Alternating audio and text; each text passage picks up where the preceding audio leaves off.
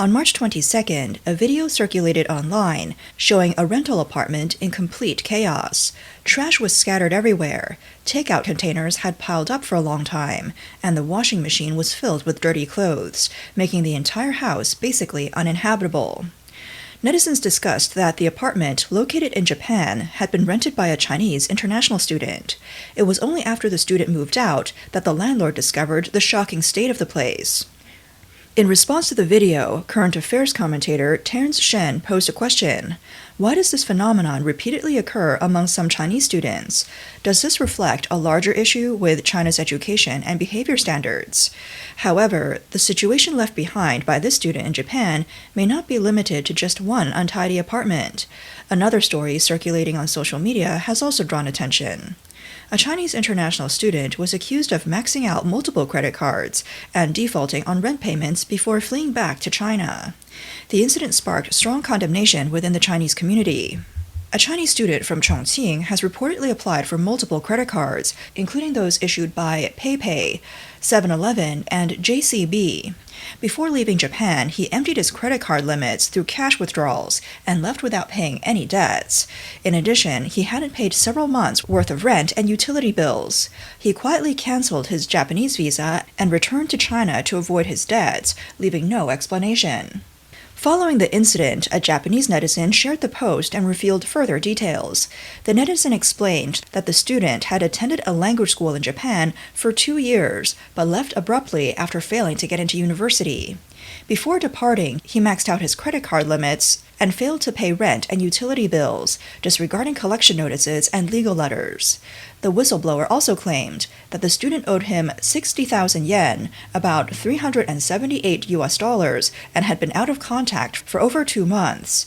The netizen later passed by the student's residence and saw the landlord cleaning out the apartment.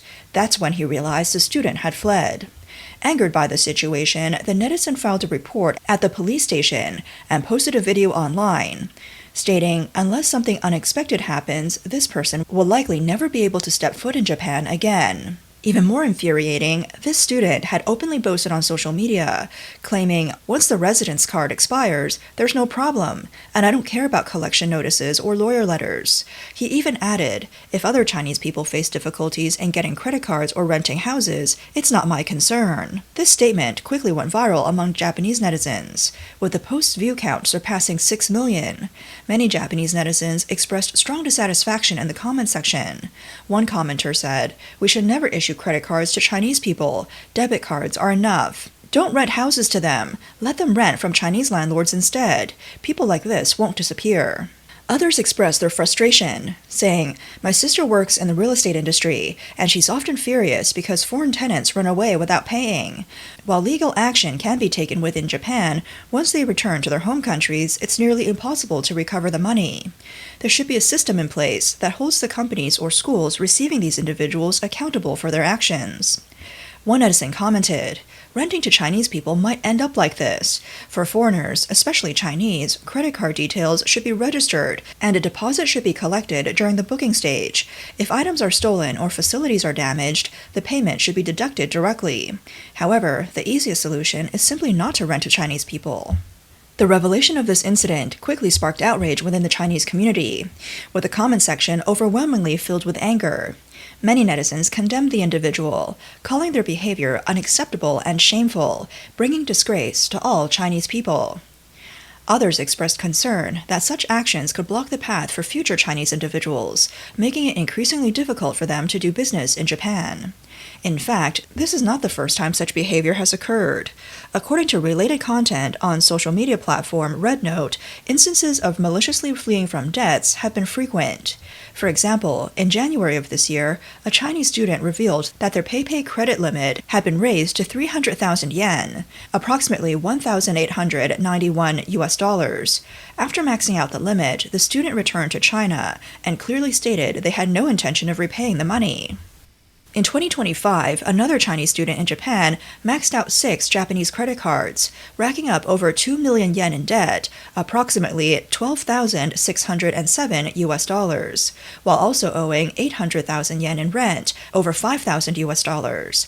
After returning to China, they posted on social media, saying money in Japan is easy to get, and it's no big deal not to pay it back. Similar incidents have also occurred in the United States.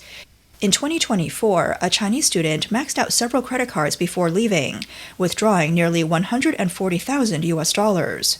Without any remorse, the student posted online, calling the money their first pot of gold. The post later spread to the Reddit forum, sparking a major uproar. Of course, some have asked, after maliciously maxing out credit cards and fleeing abroad, can one truly escape legal responsibility? Chinese legal expert Luo Xiang explained that if the online reports are true, according to Article 196 of China's criminal law, the person involved could theoretically face a prison sentence of up to 5 years or detention. If the situation is more serious, the punishment could be even harsher. Luo also emphasized that Chinese citizens, regardless of their location, should not assume they can disregard the law just because they are abroad. However, some lawyers point out that these cases primarily occur outside of China, so the laws of respective countries apply. For example, if the credit cards were issued and used in the United States, then U.S. law would take precedent. Credit card companies could sue in U.S. courts, and if the individual fails to appear, the court could issue a default judgment. But whether such a judgment could be effectively enforced in China is often not as straightforward. Nevertheless, this does not mean there are no consequences for such actions. Maliciously overdrawing credit cards and fleeing will at least lead to several outcomes. First, significant damage to personal credit. Second, the possibility of long-term debt collection. Third, potential criminal risks. Fourth, more complications in living, conducting business, renting, or opening accounts in the future. And fifth, potential impacts on future job prospects, immigration, or even visa applications. Some may think it'll be many years before the overseas credit record is erased, and China may not be able to pursue debt collection internationally, so it seems like running back to China would make me safe. However, even if some immediate responsibilities are avoided, it doesn't mean there are no lasting consequences. The most direct outcome is that it tarnishes the overall reputation of Chinese people abroad. After the incident, some Chinese media reported that many Chinese students in the U.S. have found it significantly harder to apply for credit cards. Common issues include being rejected, being asked for deposits or guarantees, having lower credit limits, and undergoing stricter reviews. As of 2026, the number of Chinese people living in Japan exceeds 1 million, making it the largest foreign group in Japan, and this number is expected to continue rising. This means that more and more Chinese people are studying, working, and living in Japan. Consequently, many Chinese students and immigrants in Japan are concerned. Will Japan follow the U.S.'s lead, raising the bar for Chinese people to obtain credit cards? Beyond financial restrictions, the deeper societal consequences are more far-reaching. Once the stereotypes take hold, it'll affect more than just credit card applications. Landlords will be more cautious when renting, requiring higher deposit, or even refusing to rent outright. Employers may be more wary when hiring, fearing issues with credit and stability. Over time, the irresponsible actions of a few will become an implicit obstacle for the entire community. Ultimately, what stings the most about this incident is that when an individual defaults, it's the entire community that ends up paying the price. A person's breach of trust may appear to be a personal choice, but in reality, what others remember is often not the individual's name, but the identity label they carry. The ultimate cost is usually paid not by the person who has already fled, but by other ordinary people who are diligent, follow the rules, and work hard. What's worth exploring is why similar incidents continue to occur with Chinese students. Are there deeper issues at play behind this? It's worth noting that on China's Douyin platform, content promoting the idea that owing debt abroad is patriotic, or that it's okay to owe debts abroad and it's not illegal. If I study abroad or live overseas for a long time and I max out my credit cards before returning to China, is that illegal? Strictly speaking, it may not necessarily be illegal under Chinese law. It's more like leaving debt behind abroad. Of course, if you have the money, you should pay it back. But what happens if you don't? Typically, foreign credit card debt won't directly affect your daily life back in China. The key is whether such cases fall under China's jurisdiction. In most cases, if the case is not within the jurisdiction of Chinese courts, the creditor can only file a lawsuit in the foreign country first. In that case, you'd probably just become a debtor abroad. Of course, that doesn't mean you're completely in the clear.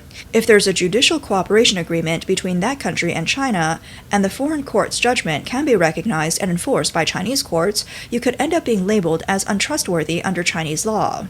However, this situation is relatively rare because there aren't many judicial cooperation treaties, and foreign courts aren't likely to come to China just to enforce their rulings. As for whether you could return to that country later, you could, but once you enter, you'd be considered a debtor there. What's even more outrageous is that some netizens have openly claimed online that going abroad to exploit citizenship, leaving foreign countries in chaos, while reserving opportunities for fellow Chinese, is a form of patriotism. Although I've immigrated, I still love my country. Back when I was studying, I worked hard, took foreign money, and occupied foreign student spots just to give our people a bit of pride. Later, I worked my butt off and bought property abroad just to claim their land, in countries where license plate limits aren't imposed. I drove a high displacement car just to research their economy, and along the way pollute their air a little more. After all, our country has a huge population, and education, pension, and healthcare require vast amounts of fiscal resources. The increasingly intense job competition is also constantly squeezing our living space. So, I chose to move physically and help lighten the load for my country. As an adult who has already completed my university education, I don't want to continue taking up domestic medical and pension resources. I can even go abroad to have kids and use up their welfare system.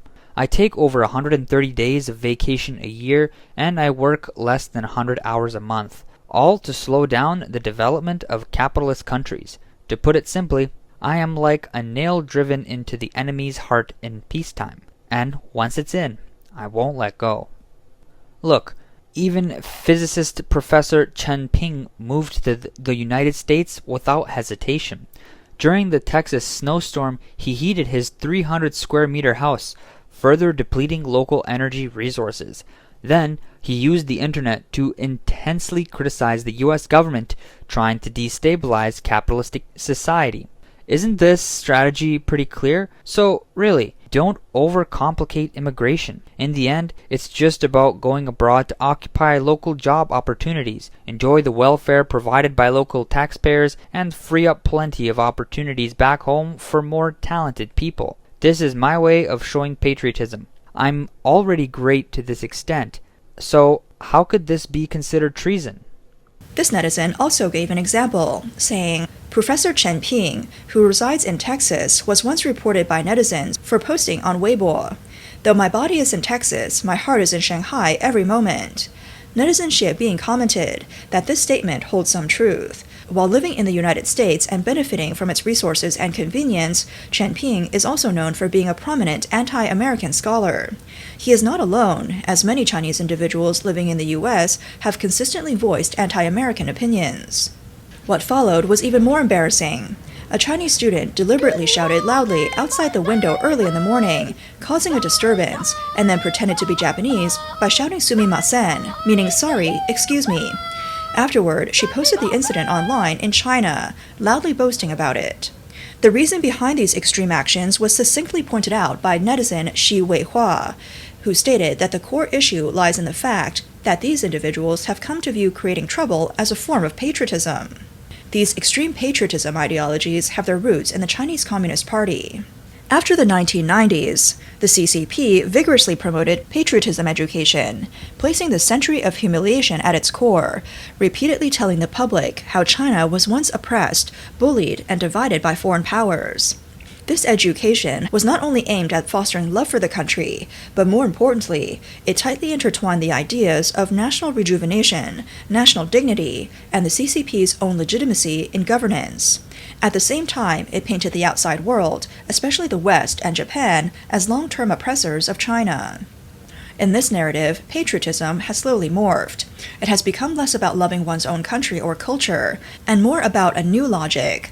Anyone who criticizes China or disagrees with it is an enemy. Particularly, the United States and Japan are often automatically included in this list. As a result, wherever these foreigners suffer losses, some people feel it is no big deal, and even believe they're fighting for China's honor. In recent years, the Chinese Communist Party has pushed for the widespread implementation of the patriotism education law, further intensifying the public's extreme patriotism mindset. Studies have found that under the influence of this education system, Chinese textbooks and historical narratives have increasingly emphasized the country's suffering from invasions, oppression, and exploitation, particularly focusing on events such as Japan's invasion of China and foreign powers' invasions. While this narrative does not directly encourage dishonest actions, it does foster a mindset in which targeting foreign institutions, foreign banks, and foreign societies seems less burdensome than harming fellow citizens, leading to a form of moral desensitization. Furthermore, on short video and social media platforms, there are frequent promotions of ideas like foreign debts don't matter, it's safe to return to China, and taking advantage of capitalism is not wrong. Such rhetoric has rebranded dishonest behavior as smart or clever, even going so far as claiming it as a way of getting back at foreign powers. The algorithms of these platforms favor such provocative content, and over time, it has become wisdom shared within certain circles. In fact, this mindset is not only directed at foreigners, but also exists within China itself. A popular saying circulating online in China goes, "Laugh at the poor, but never laugh at the prostitute."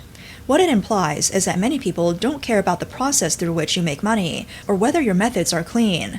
What matters to them is whether you end up making money, gaining an advantage, or rising above others. As long as the result is a win, even if the means are dishonorable, or involve dishonest or immoral actions, there will still be those who justify it, calling the person capable, smart, or good at taking advantages of loopholes. Under the influence of this mentality, the evaluation standards of society are easily distorted.